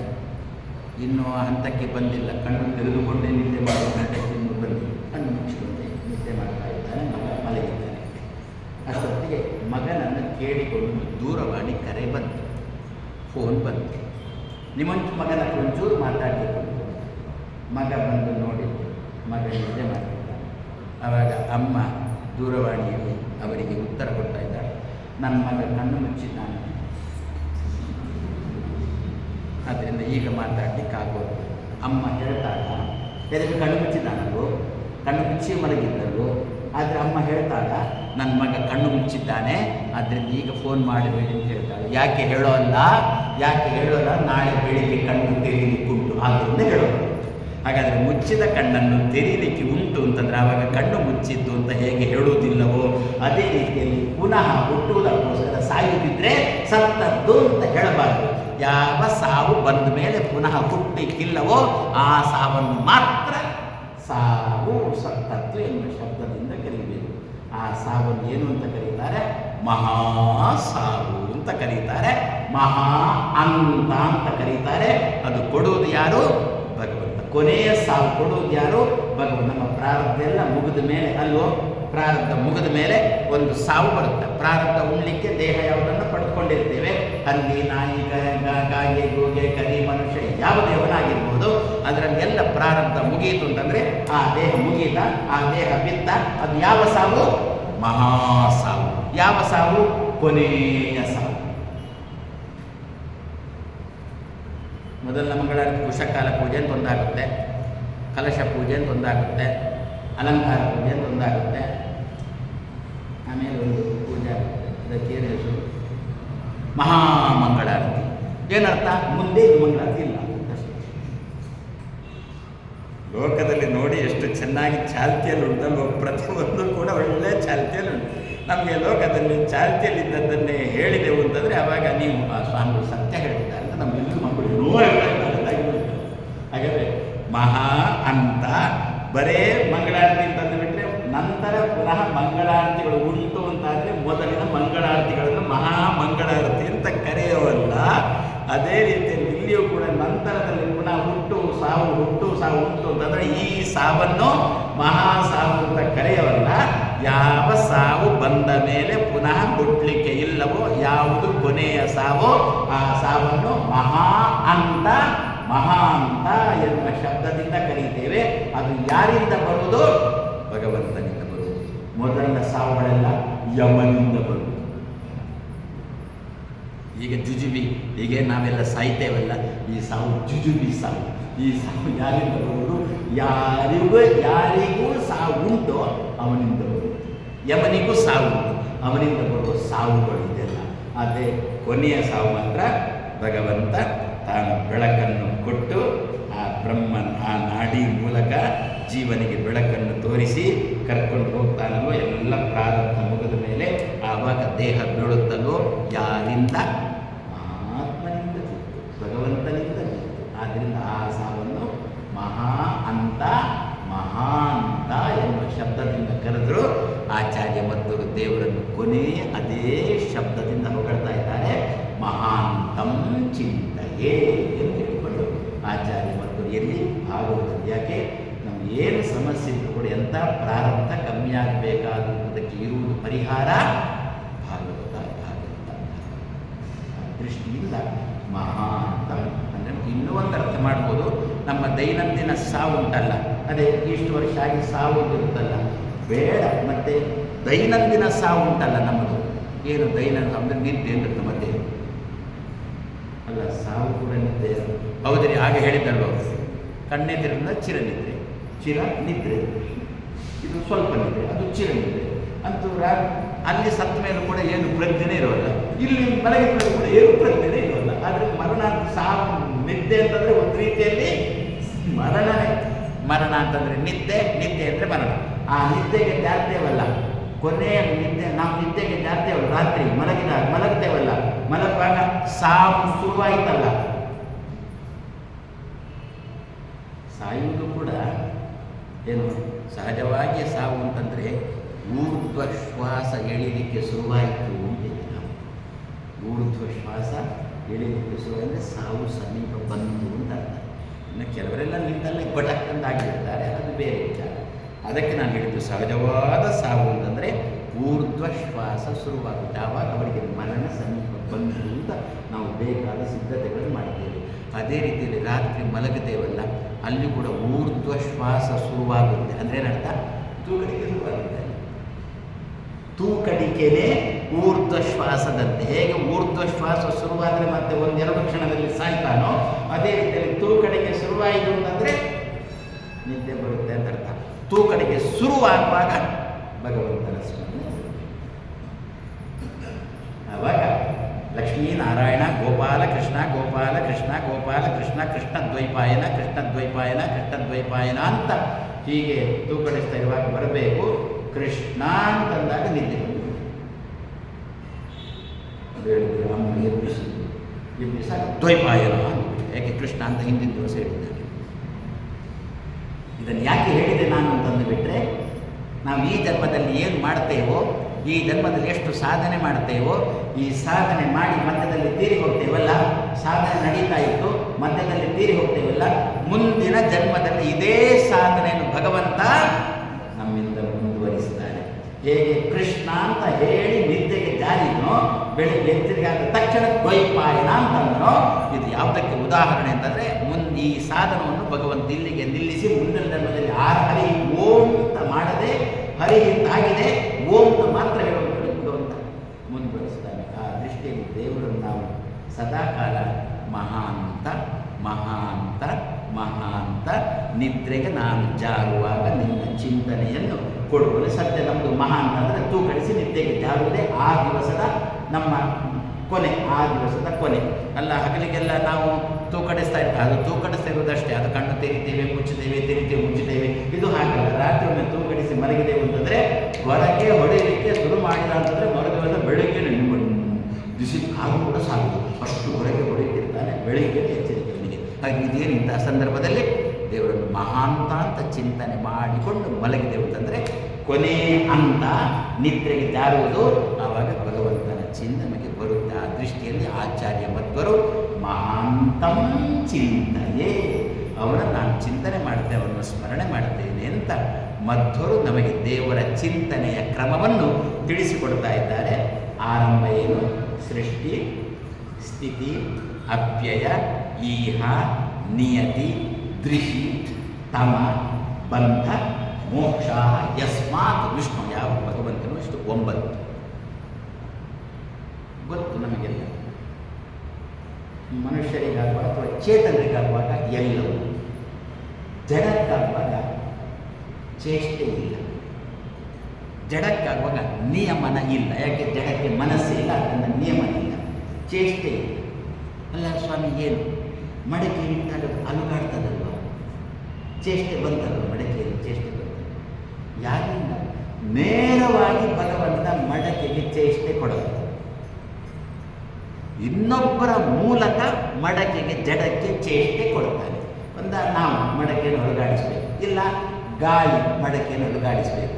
ಅಂತೂ ನೇರವಾಗಿ ಭಗವಂತ ಜಡ ವಸ್ತುವಿಗೆ ಚೇಷ್ಟೆಯನ್ನು ಕೊಡೋದು, ಇನ್ನೊಬ್ಬರ ಮೂಲಕ ಭಗವಂತ ಕೊಡೋದು. ಹಾಗಾದರೆ ನೇರವಾಗಿ ಕೊಡೋದು ಅಂತಂದರೆ, ಎಲ್ಲವನ್ನು ಕೊಡೋದು ಅಂತಂದರೆ ಚೇತನರಿಗೆ ಭಗವಂತ ಕೊಡ್ತಾನೆ. ಅದರಿಂದ ಎಲ್ಲರಿಗೂ ಇರತಕ್ಕಂಥದ್ದು ಸಮಸ್ತ ಜೀವರಾಶಿಗಳು 8 ಉಂಟು, 9 ಉಂಟು. ಹೀಗಾಗಿ ಸೃಷ್ಟಿ ಸ್ಥಿತಿ ಅಪ್ಯಯ ಈಹ. ಒಂಚೂರು ಇನ್ನೊಂದು ರೀತಿಯಲ್ಲಿ ನೋಡೋದು ಅಂತಾದರೆ, ನನಗೆ ಗೊತ್ತಿರ್ಬೋದು, ಕೇಳಿರ್ಬೋದು ನೀವು, ಸೃಷ್ಟಿ ಸ್ಥಿತಿಗಳಿಗೇನೆ ಅಪ್ಯಯ. ನಾವಿಷ್ಟೊಂದು ಹೇಗೆ ಚಿಂತನೆ ಮಾಡಿದ್ದು? ಸೃಷ್ಟಿಯನ್ನು ಕೊಡುವವ, ಸ್ಥಿತಿಯನ್ನು ಕೊಡುವವ, ಅಪ್ಯಯ ಅಂದರೆ ನಾಶವನ್ನು ಕೊಡುವವ, ಚೇಷ್ಟೆಯನ್ನು ಮಾಡಿಸುವವ, ಪ್ರೇರಣೆ ಮಾಡುವವ ಅಂತ ಈ ರೀತಿಯಲ್ಲಿ ಹೇಳ್ತಾ ಬಂದಂಥದ್ದು. ಹೀಗೆ ಮಾಡೋಣವ.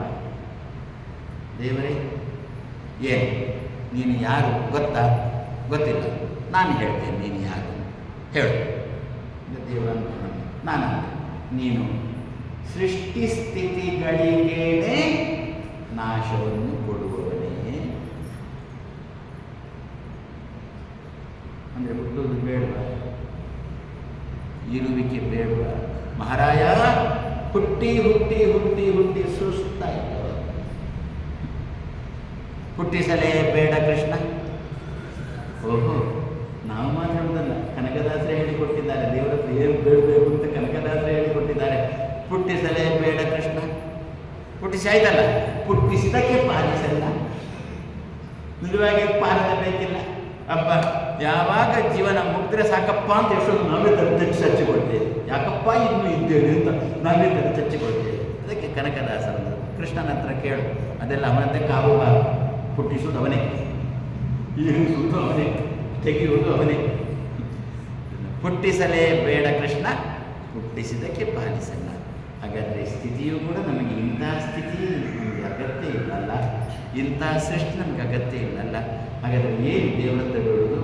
ಸೃಷ್ಟಿಯನ್ನು ಕೊಡುವವ, ಸ್ಥಿತಿಯನ್ನು ಕೊಡುವವ, ಲಯವನ್ನು ಕೊಡುವವ ಅಂತಲ್ಲ, ಸೃಷ್ಟಿ ಸ್ಥಿತಿಗಳಿಗೇನೆ ಲಯವನ್ನು ಕೊಡುವವ ಅಂತ ದೇವರಲ್ಲಿ ಬೇಡಿಕೊಳ್ಳುವುದು.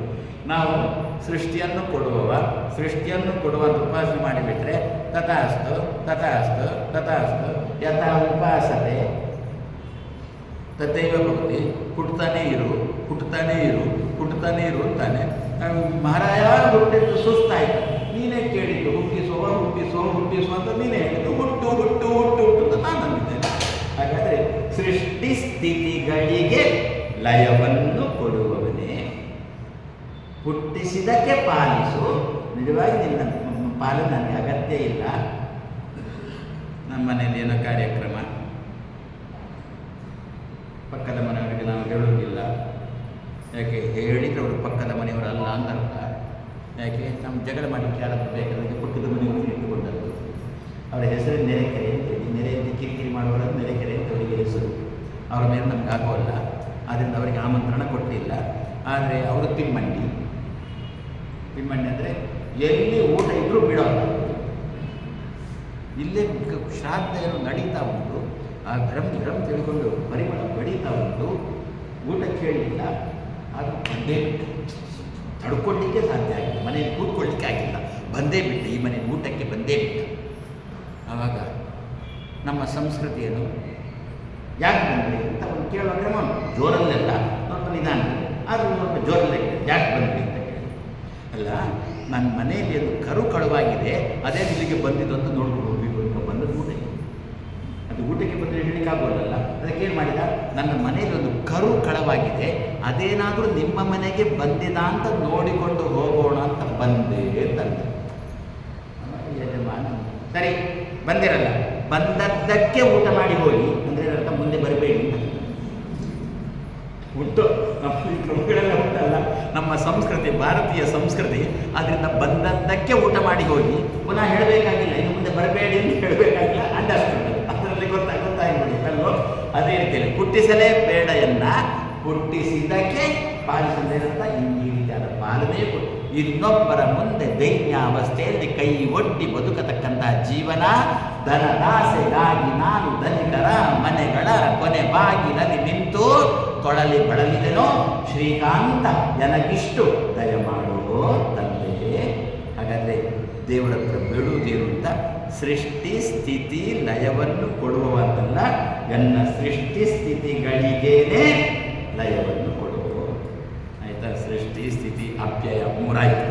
ಒಂದೇ ಕಲ್ಲಲ್ಲಿ ಮೂರು ಮುಗಿಯಿತು. ಸೃಷ್ಟಿ ಸ್ಥಿತಿ ಅಪ್ಯಯದ ಒಟ್ಟಿಗೆ ಮುಗಿಯಿತು.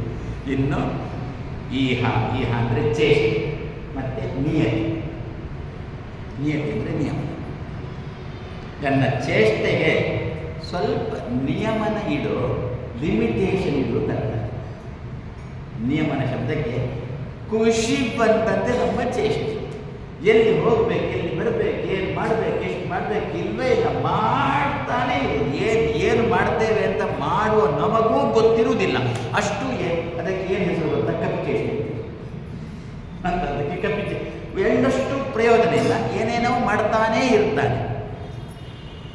ನಮ್ಮ ಮಗುವೆ ಏನು, ಈಗಿನ ಕಾಲದಲ್ಲಿ ನಮ್ಮ ಮಕ್ಕಳೇ ಏನು, ಆ ಮಗು ಕೂಗುತ್ತೆ ಅಂತೇಳಿ ಕೂಗುವುದನ್ನು ನಿಲ್ಲಿಸಲಿಕ್ಕೆ ಅಮ್ಮನಿಗೆ ಗೊತ್ತಿಲ್ಲ.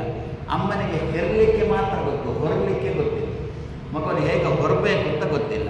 ಅದರಿಂದ ಆ ಮಗು ಅಳ್ತಾ ಉಂಟು. ಅಳ್ತಾ ಇರತಕ್ಕಂಥ ಮಗುವನ್ನು ಈಗಿನ ಕಾಲದಲ್ಲಿ ಸಮಾಧಾನ ಮಾಡಲಿಕ್ಕೆ ತುಂಬ ಸುಲಭ.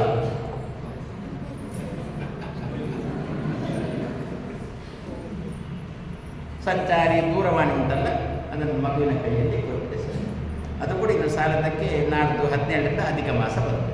ನಮ್ಮಲ್ಲೆಲ್ಲ 33 ಮಗುವಿಗೂ 33 ಮೊಬೈಲ್. ಜೀವನನೇ ಮುರುಟಿ ಹೋಗುತ್ತೆ ಅಂತಾರೆ. ಅಂದರೆ ಇಂತಹ ಸಂದರ್ಭದಲ್ಲಿ ಮಗುವಿಗೆ ಕೊಟ್ಟೆವು ನಾವು, ಮಗುವಿಗೆ ಆಡಲಿಕ್ಕೆ ಶುರು ಮಾಡಿದ್ವಿ. ತೆಕೊಳ್ಳಿಕ್ಕೆ ಬರುತ್ತಾ, ಕೊಟ್ಟಂತ ನಮಗೆ ಕೊಡಲಿಕ್ಕೆ ಗೊತ್ತು, ತೆಕೊಳ್ಳಿಕ್ಕೆ ಗೊತ್ತು. ಅದೇನದು ಮಗುವಿನ ಚೇಷ್ಟೆ ಉಂಟಲ್ಲ, ಮಗುವಿನ ಮಗುವಿನ ಚೇಷ್ಟೆ ಉಂಟಲ್ಲ, ಇದು ಅತಿಯಾದ ಚೇಷ್ಟೆ. ಈ ಚೇಷ್ಟೆಗೆ ನಿಯಮನ ಮಾಡಬೇಕು, ಈ ಚೇಷ್ಟೆಗೆ ಕಂಟ್ರೋಲ್ ಬೇಕು, ಈ ಚೇಷ್ಟೆಗೆ ಇತಿಮಿತಿ ಬೇಕು, ಈ ಚೇಷ್ಟೆಗೆ ಲಿಮಿಟೇಷನ್ ಬೇಕು. ಅದನ್ನೇ ದೇವರಲ್ಲಿ ಬೇಡುವುದು. ಈ ಹಾಗೆ ನಿಯಮನ ಕೊಡುವವನೇ, ಈ ಅಂದರೆ ಚೇಷ್ಟೆಗೆ ನಿಯಮನ ಕೊಡುವವನೇ. ಯಾವ ಚೇಷ್ಟೆ ಎಷ್ಟು ಬೇಕು, ಯಾವಾಗ ಬೇಕು ಎನ್ನುವುದನ್ನು ತಿಳ್ಕೊಂಡು ನನ್ನಿಂದ ಚೇಷ್ಟೆಯನ್ನು ಮಾಡಿಸೋ. ಯಾರೂ ಕೂಡ ಚೀತು ಎನ್ನುವ ರೀತಿಯಲ್ಲಿ ಚೇಷ್ಟೆ ನನ್ನಿಂದ ಆಗದಂತೆ ನೋಡಿಕೊಳ್ಳೋ. ಈ ನಿಯತಿ ಸೃಷ್ಟಿ ಸ್ಥಿತಿ ಸಂಹಾರಗಳಾಯಿತು. ಅದಕ್ಕೆ ವೇದವ್ಯಾಸ ದೇವರು ಚೇಷ್ಟೆ ಎನ್ನುವುದನ್ನು ಪ್ರತ್ಯೇಕವಾಗಿ ಹೇಳಿದ್ದಾರೆ. ಅಲ್ಲಿ ಸೃಷ್ಟಿ ಸ್ಥಿತಿ ಸಂಹಾರ ನಿಯಮನ ಅಂತ ಹೇಳುವಾಗ ಅಲ್ಲಿ ಒಳಗೆ ಸೇರಿಸಿದ್ದಾರೆ ವ್ಯಾಸರು. ಅದು ಮಧ್ವರು ಮಾತ್ರ ಸ್ಪಷ್ಟವಾಗಿ ಅಂದರೆ, ಯಾಕೆ ನಮ್ಮ ಕೆಲವು ಸಲ ನಮಗೆ ಇದು ಏನು ನಮಗೆ ಸರಿ ಕಾರಣ ಗೊತ್ತಿಲ್ಲ. ರಾತ್ರಿ ನೋಡಿದ ಬಾವಿಗೆ ಹಗಲು ಬೀಳುವುದು ಅಥವಾ ಹಗಲು ನೋಡಿದ ಬಾವಿಗೆ ರಾತ್ರಿ ಬೀಳುವುದು, ಏನೋ ಅಂತ ಬಾವಿಗೆ ಬೀಳುವುದಂತೊಂದು ಉಂಟು. ಆ ರೀತಿಯಲ್ಲಿ ತಪ್ಪು ಅಂತ ಗೊತ್ತಿದ್ರೂ ಕೂಡ ಎಷ್ಟೋ ಸಂದರ್ಭದಲ್ಲಿ ನಾವು ಅವರು ಹೇಳೋದು ಸರಿ ಉಂಟಲ್ಲ, ಅವರ ಬಗ್ಗೆ ಯಾಕೆ ನಾವು ಸ್ವೀಕಾರ ಮಾಡಬಾರ್ದು ಅಂತ ಹೇಳುವ ಹಂದಿಗಳು ನಮ್ಮಲ್ಲಿ ಮಾತ್ರವೇ ಇದ್ದಾರೆ. ಅವರು ಹೇಳ್ತಾರಲ್ಲ, ನಾವೆಲ್ಲ ಒಂದೇ ಅಂತ ಹೇಳ್ತಾರದು, ಹೌದಲ್ವಾ, ನಾವೆಲ್ಲ ಒಂದೇ ಅಲ್ವಾ, ಹಾಗಿರುವಾಗ ಯಾಕೆ ಅವರ ಮತ ಸ್ವೀಕಾರ ಮಾಡಬಾರ್ದು ಅಂತ ಹೇಳತಕ್ಕಂಥ ಜನ ನಮ್ಮಲ್ಲಿದ್ದಾರೆ. ಆ ಮತಕ್ಕೆ ಹೋಗುವವರು ಇರ್ತಾರೆ. ಇದೇನು, ಇದು ಅತಿಯಾದ ಚೇಷ್ಟೆ. ಈ ಚೇಷ್ಟೆಯನ್ನು ನಿಯಮನ ಮಾಡು. ನನಗೆ ಅದೇ ಬೇಕು, ಇದೇ ಬೇಕು, ಮಕ್ಕಳಲ್ಲಿ ನನಗೆ ಅದೇ ಬೇಕು, ಇದೇ ಬೇಕು, ಇದು ಅತ್ಯ. ಅಮ್ಮನಿಗೆ ತಾಕತ್ತಿಲ್ಲ, ತೆಗೆಸಿಕೊಡುವ ತಾಕತ್ತು ಅಮ್ಮನಿಗಿಲ್ಲ, ಮಗು ಮಾತ್ರ ಹಠ ಮಾಡುತ್ತೆ. ಇಂತಹ ಸಂದರ್ಭದಲ್ಲಿ ಯಾರ ಹತ್ರ ಹೇಳಬೇಕು? ದೇವರೇ, ಮಗುವಿನ ಈ ಚೇಷ್ಟೆಗೆ ಬ್ರೇಕ್ ಹಾಕು, ಮಗುವಿನ ಈ ಚೇಷ್ಟೆಗೆ ನಿಯಮನೆ ಮಾಡು. ಈ ನಿಯತಿ, ಚೇಷ್ಟೆಗೆ ನಿಯಮನ. ಇದನ್ನೆಲ್ಲ ನಾವೇ ಯಾವ ಯಾವ ಸಂದರ್ಭದಲ್ಲಿ ಬೇಕೋ ಆ ಸಂದರ್ಭದಲ್ಲಿ ಮನೆಯಲ್ಲಿ ಸತಿಪತಿಗಳಿಗೆ ಜಗಳ ಜಗಳ ಜಗಳ. ಯಾರು ನಿಲ್ಲಿಸುವುದು ಮೊದಲು ಜಗಳ ಅಂತ? ನೀವು ಮೊದಲು ಯಾರು ನಿಲ್ಲಿಸ್ಬಿಟ್ಟು ಅವರು ಶ್ರೀಮಂತ ಪುನಃ ಅವರದ್ದೇ ಅದರಲ್ಲಿ ತೀರ್ಮಾನ, ಕೊನೆಗೆ ನಿಲ್ಲಿಸಬೇಕು. ಇಂಥ ಸಂದರ್ಭದಲ್ಲಿ ನಾವೇ ದೇವರ ಹತ್ರ ಬೇಡಿಕೊಡಬೇಕು. ಈ ಚೇಷ್ಟೆಗೆ ಖುಷಿ ಬಂದಂತೆ ತುಟಿ ಮೀರಿದ ಮಾತಾಡತಕ್ಕಂಥ ಚೇಷ್ಟೆಗೆ ಅದೊಂದು ಕರ್ಮ ತಾನೆ, ವಾಗಿಂದ್ರಿಯದ ಕರ್ಮ ತಾನೆ. ತುಟಿ ಮೀರಿದ ಮಾತೆಂಬ ಕರ್ಮಕ್ಕೆ ದೇವರೇ ನಿಯಮನೆ ಮಾಡು, ಬ್ರೇಕ್ ಹಾಕು ಅಂತ ದೇವರಲ್ಲಿ ಬೇಡಿಕೊಂಡೆವು ಅಂತಂದರೆ ಜೀವನ ನೆಮ್ಮದಿ ತಾನೆ, ಎಲ್ಲರ ಜೀವನವು ಕ್ಷೇಮ ತಾನೆ. ಸೃಷ್ಟಿ ಸ್ಥಿತ್ಯೋ ಅಪ್ಯಯ, ಸೃಷ್ಟಿ ಸ್ಥಿತ್ಯೋ ಸಂಹಾರ, ಈ ಹಾಗೆ ನಿಯಮನ. ಆಮೇಲೆ ದೃಷಿ ತಮ ಬಂಧ ಮೋಕ್ಷ. ನಮ್ಮ ದೈನಂದಿನ ಕ್ರಮದಲ್ಲಿ ಹೇಳುವುದಾದರೆ ಜ್ಞಾನ ಅಜ್ಞಾನ ಬಂಧ ಮೋಕ್ಷ ತಾನೆ. ನಾವು ಉತ್ಪತ್ತಿ ಸ್ಥಿತಿ ಸಂಹಾರ ನಿಯತಿರ್ಜ್ಞಾನ ಮಾವತಿ ಬಂಧ ಮೋಕ್ಷೋಷ ಪುರುಷ ಯಸ್ಮಾತ್ ಸಾರಿರೇಕರ. ನಮ್ಮ ದೈನಂದಿನ ಕ್ರಮದಲ್ಲಿ ಸೃಷ್ಟಿ ಸ್ಥಿತಿ ಸಂಹಾರ ನಿಯಮನ ಜ್ಞಾನ ಅಜ್ಞಾನ ಬಂಧ ಮೋಕ್ಷ. ಜ್ಞಾನ ಅಜ್ಞಾನ ಬಂಧ ಮೋಕ್ಷ. ಇದಕ್ಕೆ ಬೋರ್ಡ್ ಇದ್ದರೆ ಚೆನ್ನಾಗಿರುತ್ತೆ ಈ ಪಾಠಕ್ಕೆ. ಸುಮಾರು ಜನ ಹೇಳೋದುಂಟು, ಸ್ವಾಮಿ ನಿಮ್ಮದು ಉಪನ್ಯಾಸನೇ ಅಲ್ಲ ಅಂತ. ಮತ್ತೆ ಪಾಠ ಶಬ್ದಗಳನ್ನು ಬಿಡಿಸಿ ಹೇಳೋದು ಅದು ಟೀಚರ್ಗಳ ಕೆಲಸ ಅಂತೆ. ಆದ್ದರಿಂದ ಮತ್ತೆ ಉಪನ್ಯಾಸ ಅಂದ್ಬಿಟ್ರೆ ಧೋ ಅಂತ ಹೇಳ್ಕೊಂಡು ಎತ್ತು ಪುತ್ರ ಮಾಡಿ ಬಂದು ಹೋಗ್ತಾ ಇರೋದಲ್ಲ, ಅದು ಉಪನ್ಯಾಸ. ಅಂದರೆ ಜ್ಞಾನ ಅಜ್ಞಾನ ಬಂಧ ಮೋಕ್ಷ. ಉದ್ದಕ್ಕೆ ಬರೆಯುವುದಲ್ಲ, ಜ್ಞಾನ ಅಜ್ಞಾನ, ಜ್ಞಾನದ ಕಡೆಗೆ ಬಂಧ, ಅಜ್ಞಾನದ ಕಡೆಗೆ ಮೋಕ್ಷ, ಹೀಗೆ ಬರೆಯುವುದು. ಆಮೇಲೆ ಒಂದಕ್ಕೊಂದು ಸೇರಿಸಿ. ಹೇಗೆ ಸೇರಿಸಬೇಕು? ಜ್ಞಾನ ಅದರ ಕಡೆಗೆ ಬಂಧ ಅಂತ ಬರೆದಿದ್ದೇವ, ಅದನ್ನು ಸೇರಿಸಿ. ಅಜ್ಞಾನ ಅಂತ ಬರೆದಿದ್ದೀರಾ, ಅದರ ಕಡೆಗೆ ಮೋಕ್ಷ ಅಂತ ಬರೆದಿದ್ದೀರಾ, ಅದನ್ನು ಸೇರಿಸಿ. ನಾವೇನು ಮಾಡಿದ್ದೇವೆ ಗೊತ್ತಾ? ಜ್ಞಾನ ಮೋಕ್ಷ, ಅಜ್ಞಾನ ಬಂಧ. ಜ್ಞಾನಕ್ಕೆ ಮೋಕ್ಷ. ಜ್ಞಾನದಿಂದ ಅಜ್ಞಾನ ಹೊಡೆದು ಹೋಗಬೇಕು ವಿನ ಜ್ಞಾನದಿಂದ ಮೋಕ್ಷ ಹೊಡೆದು ಹೋಗುವ ಅನ್ನೋದಲ್ಲ. ಜ್ಞಾನಕ್ಕೇನೆ ತಮಾಷೆ. ಈಗ ದೇವರು ನಡೆಸಿ ಸರಿ ಮಾಡಿದ್ದಾನೆ ಅಂತ ಎಲ್ಲರೂ ಹಾಗೆ ಚಿಂತನೆ ಮಾಡಿದ್ದಕ್ಕೆ ದೇವರು ಹಾಗೆ ಮಾಡಿದ ಕಾಣುತ್ತೆ. ಮೋದಿ ಭಾಗಿಸು ದೀದಿ, ಈ ಮ್ಯಾಥ್ಸಲ್ಲಿ ಹಾಗೆ ಕ್ರಮ ಉಂಟು ಕಾಣುತ್ತೆ. 60 ಭಾಗಿಸು 20, ಈಗ ಭಾಗಿಸ್ಬೇಕು. 0ಗೆ 0 ಹೊಡೆದೋಯ್ತು, ಆ 0ಗೆ ಈ 0 ಹೊಡೆದೋಯ್ತು. ಮತ್ತು 2 6, 2 3 6 ಅಂತ. ಅದೇ ರೀತಿ ಮೋದಿ ಭಾಗಿಸು ದೀದಿ, ದೀಗೆ ದಿ ಹೊಡೆದೋಯ್ತು, ಮತ್ತು ಉಳಿದದ್ದು ಮೋದಿ. ಮೇಲೆ ಮೋ ಅಂತ ಉಳಿಯಿತು, ಕೆಳಗೆ ದಿ ಅಂತ ಉಳಿಯಿತು.